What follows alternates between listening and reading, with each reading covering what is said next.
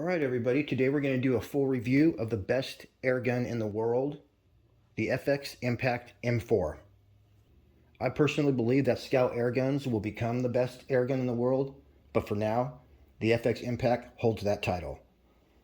This is the gun that wins every single PCP shooting competition, near and far, and you guys will see what I'm talking about.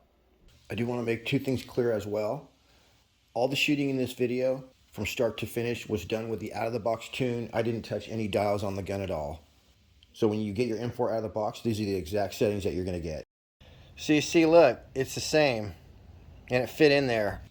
The other thing is, this is not a review that's sponsored by FX. I bought this gun with my own money. And having shot a ton of air rifles, I can really appreciate the M4. Today we're going to be testing the out-of-the-box tune that an average shooter who doesn't want to mess with a bunch of dials can expect. As well, I'll give you a rundown of how to tune for heavier and lighter pellets. The FX M4 is also multi-caliber. That's something a lot of people don't talk about, but you can take your 22 caliber and change it to a 177 or a 357. And that's why you have those dials, to adjust for different things like that. But the average shooter should be able to just pull it out of the box, and by just making minor adjustments, I know it seems complicated, but it's actually very simple. You can tune in for any pellet. So I'm going to give you a up-close look at this bad boy, tell you some of the differences in the new M4 model. But first, let's do some shooting. Okay, we may have to go through a few shots, but basically this should be tuned. And what I'm saying is for the hammer spring to settle where your velocity is going to be. This should be tuned to shoot these 15.89 grain at 920, but more importantly, these 18 grain at a perfect 890 feet per second. So the trick of it is that some of these pellets remain stable up to 920, even 950 feet per second. So it depends on your pellet, but it's a good chance that it's going to shoot both of these, the 18 grains and the 15 grain family of pellets, or weight of pellets, I should say, perfectly. We're about to find out. So this is awesome. I just loosened that right there. This will drop down to about that far right there. That's a little bit better when I'm in the rest and I'm not quite tall enough. I went ahead and set up at a very special 38 yards away. And the first pellet I selected just happened to be the FX 18.1 grain 22 calibers. Unfortunately, one of my cameras unexpectedly shut itself off and the other one I forgot to start. So we missed a little bit of this, but trust me, I'm about to shoot 50 shots with no flyers. I had a feeling I wasn't recording, but we just shot those two groups, and then I went one click down, 3 clicks over. This is the first groups with the FX 18.3 grain. This is 38 yards, 5 shots. Then this was my second one. I clicked over a little bit, and then I clicked over and I shot this 5 shots, and that's amazing. And then I said, wow, have you ever seen a more perfect bullseye? And I actually did get that group on the scope cam, so here it is, and I magnified it so you can see it a little better. One click down, 3 clicks over.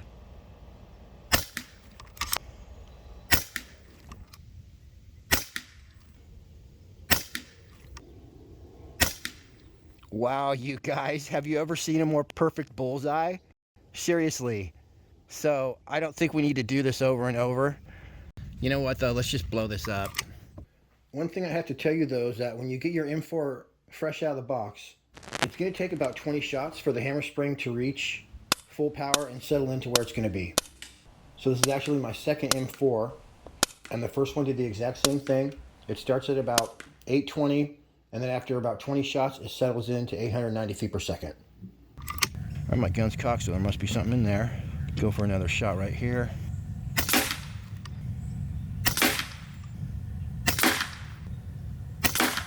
That little bit of sloppiness was me. We're gonna do it 2 more times. Darn it. Oh, we had a change in our point of impact. Well, that's fine with me. I don't have the chronograph going. Maybe that was a different velocity or something. Still gonna get a tight group. Wow. I'll do an extra group for you guys since we screwed that one up.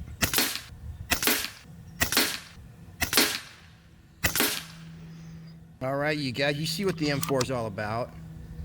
Like I said, I drank a big cup of coffee for breakfast, and I'm still able to shoot groups like that. And my gun will settle into a point where the POI stays where it is. All right, so I would want to go Let's just see. We're gonna ruin this little bullseye.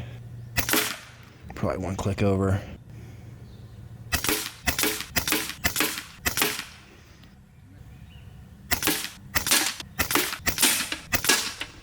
Look at that, you guys. Guys, I'm losing the ability to concentrate because I have so much other things going on right now. I can't keep them out of my head.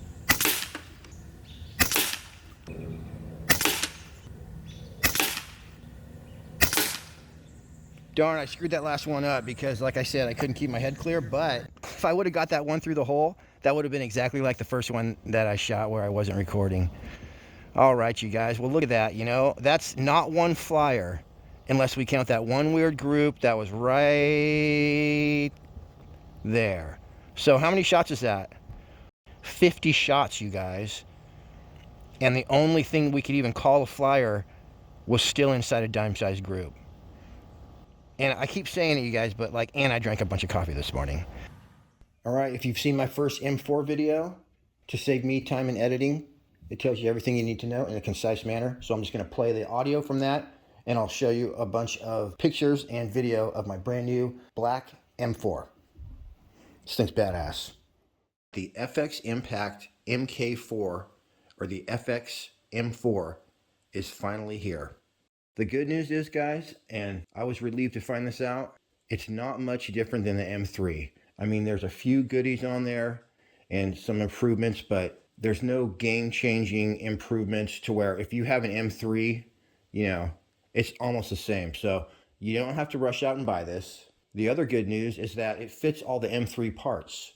So if you just want to swap it out and then take all your accessories off your M3 and stick them on the M4, there you go. Real quick, I'm just going to go over what the changes are. For more information on the FX Impact M4, shoot on over to Pyramid Air. If you use the pinned comment to find your way, I'll make 5%. All right, first I'm going to go over real quick what's the same. So you still get an awesome hard case. It's all cut out for your scope and everything inside. Hold your magazines, your LDC, everything. It's still multi-caliber. And then what's similar is that it has a new 75cc plenum, but the M3 has a 72. So that's pretty much the same. I'm just going to start off with a big difference. It has a new quick set trigger system. So this allows you to basically have 3 types of triggers built in there. I'm not sure exactly how you do it. With a couple screws, you can switch. So this is going to give you a trigger that's for hunting, and then your traditional pure FX trigger, which is what everyone's used to with the Impact. And then there's a third trigger, which is your competition, match grade, breaks like glass, feather light, match grade trigger. It still has the exact same quick tune system with the dial and the little micro wheel. But one new thing is that it does not have 2 regulators anymore. They have a new regulator that's able to handle extremely low and extremely high pressures. So there's no need for that first regulator anymore. They got one that does it all. Something to do with the brass piston. Just as a note, there is some overall refinement on the inside that makes everything just a little more efficient, just a little bit better. But now, in no particular order, I'm just going to rattle off all the differences. It's got a new top rail that basically ties the front and the back of the rifle together for increased rigidity overall. And they machined a dovetail into it, so you actually have a 30 MOA declined scope rail, and you can slide it back and forth. So sometimes for night vision optics, you put your eye right up to it. Just slide that baby right on back. It's got a nice smooth side lever action, and it's always been ambidextrous where you can switch it from right to left. But now there's a retention that was added to where when the bolts open and you tip the rifle downward, let's say you're in a PRS competition, it won't accidentally fall closed from gravity. Now it's got a little retention there. It'll stay open. They came up with and designed a new FX UG1 grip, which is just like, I don't know how to describe it. It's badass. It fits your hand perfectly, and I can tell a lot went into it. But they're very proud of the new grip, and it definitely looks awesome. There's a block up at the top that I believe is removable, so that people will be able to design aftermarket extensions and things where you could just replace that block with a bunch of things machined on it. They have new magazines that are made out of a higher grade material. I'm not sure what, more ballistic polymer. And they said that It's more robust so that it has no problem rotating heavy slugs. They're still going to come with 300cc, 480cc, or 580cc carbon fiber bottles, depending on what configuration you get. They got little compact shorties all the way up to 357s. So, and that's pretty much it. It said that it's going to come with a new FX moderator. Depending on where you buy it, it may or may not come with one. Like I said, you guys, it looks like it would be nice to have a new M4, but it's not like so much of a difference that you have to get one. The M3 is very, very similar. All right, Meow, let's get back to the shooting. All right, you guys, I've been waiting to do this.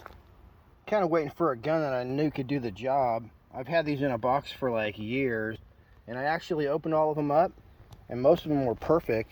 And the ones that weren't, I mixed them up with lacquer thinner anyway. Long story short, they're all good.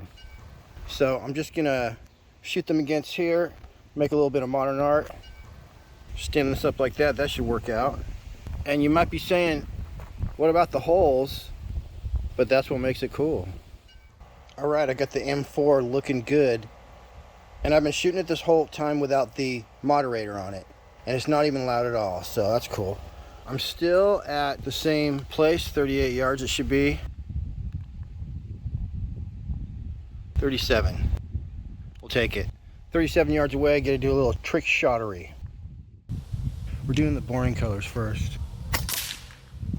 I think that what might have been what they call regulator creep. I shot at 866.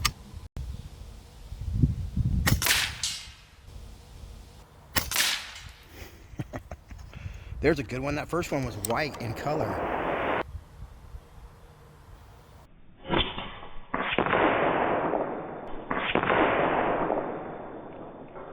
Boy, that's pretty freaking cool.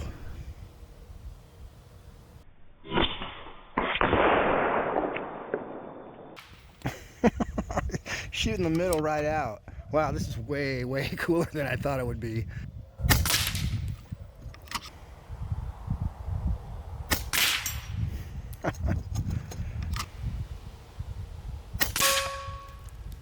Freaking awesome. Look at that little bit at the top there.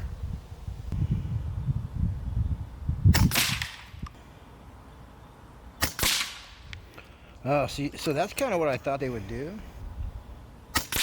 Yeah. There's our red for us. Getting up to 920 right now.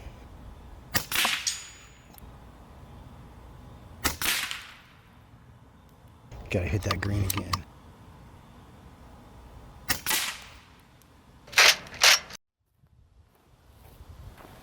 My camera has much better lighting. Look at that. That's some good art right there. All right, now we're down to the primary colors, the good stuff.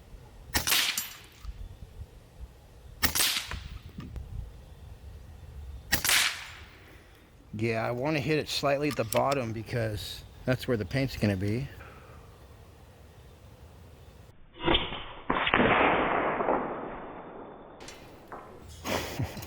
We got to hit that guy again, though. This thing just goes right where I'm aiming.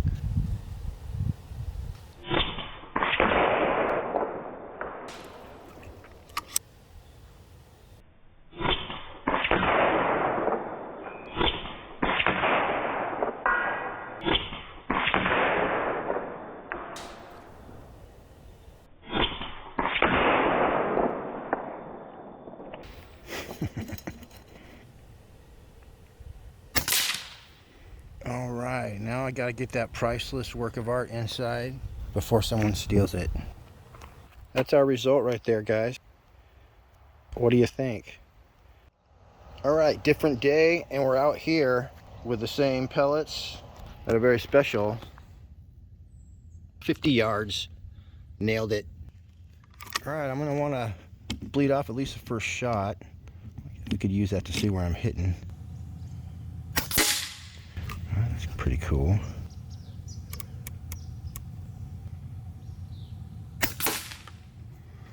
Yeah, I think I'm gonna have to go sideways. Oh, that one hit it. All right, ready for a group. Let's do it. Aim small, miss small.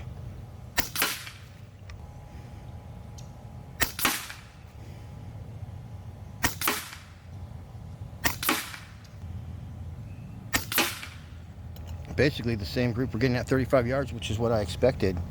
So, let me do that again.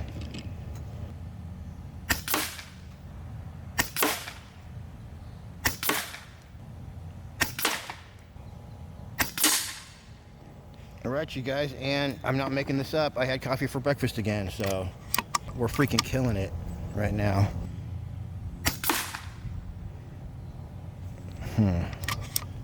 But I need to start reading the wind. We're shooting better.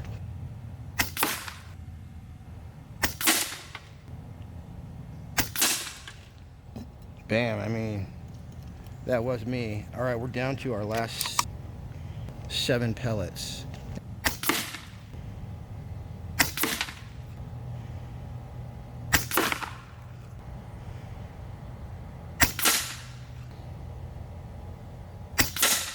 Look at that, you guys. I just shot a perfect group personally, and the gun, of course, does perfect shots every time. So that's what we got. Official group, 50 yards, nailing it. Let me get rid of that, and we got some little goodies over there at 68 yards. Here's some shooting that I did from the farthest point from my shooting table, which happened to be 65 yards away. So I was going for 70, but close enough. And with the exception of an occasional outlier, this thing is stacking pellets at 65 yards as well. The last pellet before we're going to the new 10. Well, that one's halfway empty. This time we're maxed out. 65 yards away. See pretty good. Let's see where we're hitting. I'm just gonna go to the top of my gong right there. Wow, you guys. You know what? Maybe my barrel is indexed. Watch, I'll hit that steel spot right there where I hit it last time. I stacked it right on top of it. You guys probably can't even tell, but we should be able to hit that right there.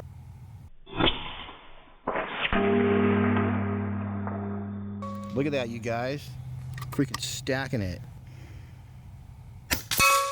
Oh, that wasn't so good. Maybe I got too confident. No, there's a wind now, and I don't know how to do the wind. That one went where we wanted it to. Once you get into long range shooting, let's say 60, 70 yards, that's where the 18 grain becomes a little bit too light. It's affected by the wind. When we're talking about me, out to those distances, that's where shooter error starts to come into. That's why I don't do a lot of testing at 75 yards. But I'm going to work on improving my shooting to where I can shoot at 100 yards just as easily as I do at 35 and 50. So that's something that I'm working on right now. But what I'm saying though is that if you want to shoot past the 60 yard mark, that's when you want to go up to a heavier pellet, the 25.39 grain JSB redesigns, or the 25.4 grain FX. And those things are going to buck the wind. And those are perfect for shooting at 100 yards.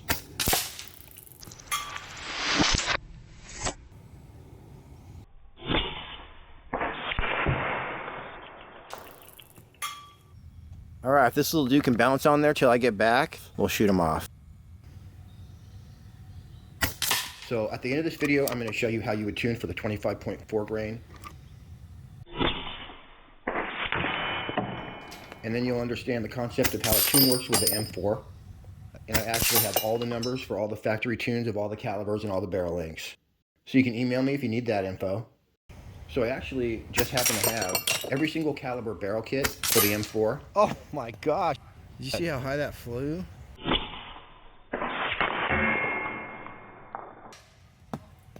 So I think now is a better time than any to come out with an M4 series where we basically explore the tunes. So you guys can look forward to that.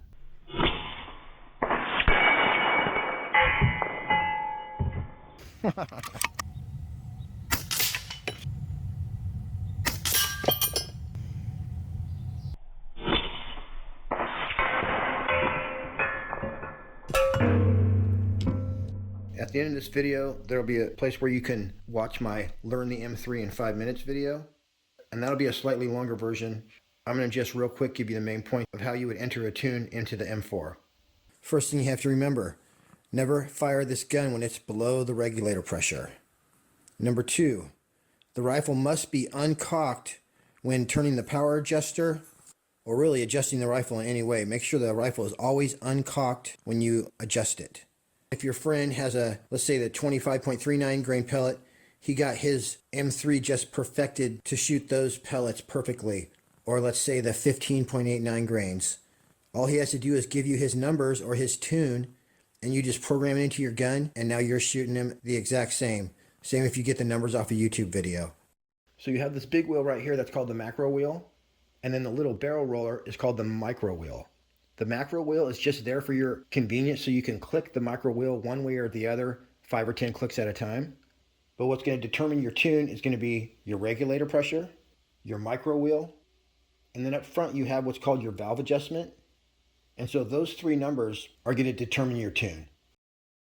So a few important things is that you should never adjust your regulator above 170, and you should never shoot your gun below the regulator pressure. Very important. It can void the warranty.